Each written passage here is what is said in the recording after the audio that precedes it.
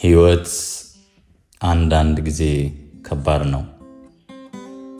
ልብ ሲደክም፣ ሐሳብ ሲበዛ፣ አንድ ነገር አስተውሉ፣ እግዚአብሔር ከእናንተ ጋር ነው። አትፍራ፣ እኔ ካንተ ጋር እሆናለሁ ያለው እግዚአብሔር ብቻችሁን አይደላችሁም። መፍራት አያስፈልግም። እግዚአብሔር ከእናንተ ጋር ነው። በምንም ነገር ውስጥ እግዚአብሔር አብሯችሁ ነው። ሰላምን ይሰጣችኋል። ልብ ከተጨነቀ ዝም ብላችሁ ተው፣ ለእግዚአብሔር ስጡት። እግዚአብሔር ሰላምን ይሰጣል። አእምሮን ሁሉ የሚያልፍ የሱ ሰላም።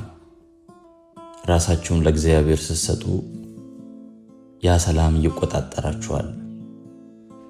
እግዚአብሔር ሁሉንም ያሸንፋል።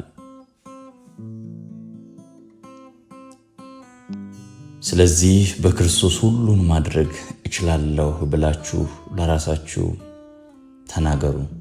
ለችግሮቻችሁ ተናገሩ። በክርስቶስ ሁሉን ማድረግ እችላለሁ ብላችሁ አውሩ። ምክንያቱም እግዚአብሔር ደካማ አይደለም፣ ኃያል አምላክ ነው። ኃይልን ደግሞ ይሰጣል።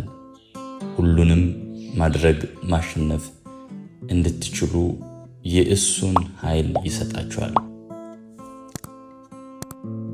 ክርስቶስ በውስጣችሁ ሆኖ ሁልጊዜ እየሰራ ነው ያለው። ስለዚህ በውስጣችሁ ላለው ለክርስቶስ ወይም ለእግዚአብሔር መንፈስ ትልቅ ቦታ ስጡ፣ ዕውቅና ስጡ። በእያንዳንዱ ነገር እሱ እንዲመራችሁ። ተስፋችሁን፣ የወደፊት እቅዳችሁን፣ ሕይወታችሁ የተዘበራረቀ ሲመስል፣ ሁሉም ነገር ግራ ሲገባችሁ ለሱ አሳልፋችሁ ስጡ። እግዚአብሔር ሁሉን ያውቃል።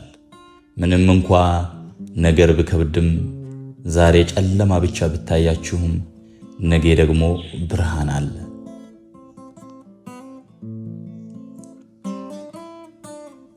ደካማ ስትሆኑ፣ ጥንካሬ ማጣት ስትሰማችሁ፣ ጸጋዬ ይበቃችኋል ያለውን የእሱን ቃል አስታውሱ። ያ የእሱ ጸጋ ማዳን ብቻም ሳይሆን ደካማውን የሚያበረታ፣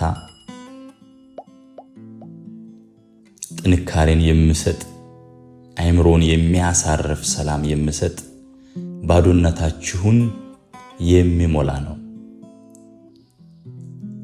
አልተውህም፣ አልተውሽም። እግዚአብሔር አረሳህም፣ አረሳሽም ይላል። ዛሬ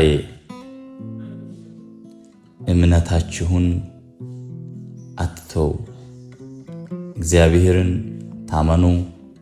እያንዳንዱን እርምጃ ከእርሱ ጋር ሂዱ። እርሱ ከእናንተ ጋር ነው።